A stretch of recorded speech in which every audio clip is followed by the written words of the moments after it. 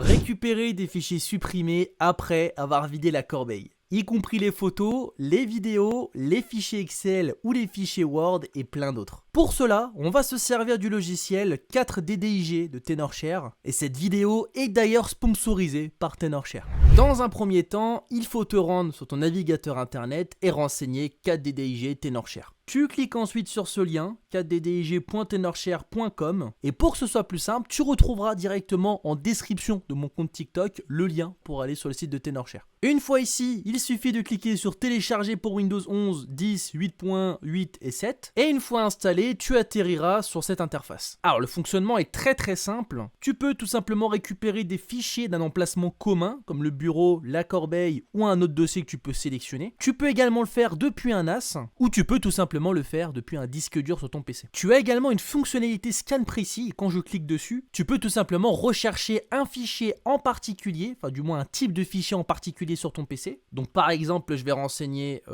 XLSX, qui est notamment l'extension de fichier des fichiers Excel. Tu peux renseigner ici un mot-clé ou le nom de ton fichier si tu t'en rappelles. Et tu peux également renseigner la taille minimale ou la taille maximale. Je vais faire le test pour récupérer tout simplement un fichier que j'ai supprimé de ma corbeille. Donc je clique sur corbeille. Arrivé ici, je sélectionne tout simplement le type de fichier que je souhaite récupérer. Alors moi personnellement, je vais partir uniquement sur les fichiers photos, mais tu peux très bien tout sélectionner si tu le souhaites. Et tu cliques ici sur le bouton. Tu peux voir en bas à gauche que l'analyse est en train de se faire. Et tu peux voir ici que le logiciel a trouvé 21 598 fichiers, ce qui est plutôt impressionnant. Et j'ai retrouvé par exemple ce design. C'est un fichier PNG. Et en faisant un clic gauche dessus et en cliquant sur prévisualiser, je peux voir à quoi il ressemblait. Donc c'est pareil pour les fichiers texte, je peux voir tout simplement le contenu de celui-ci. Et si je veux le récupérer, j'appuie sur récupérer tout simplement.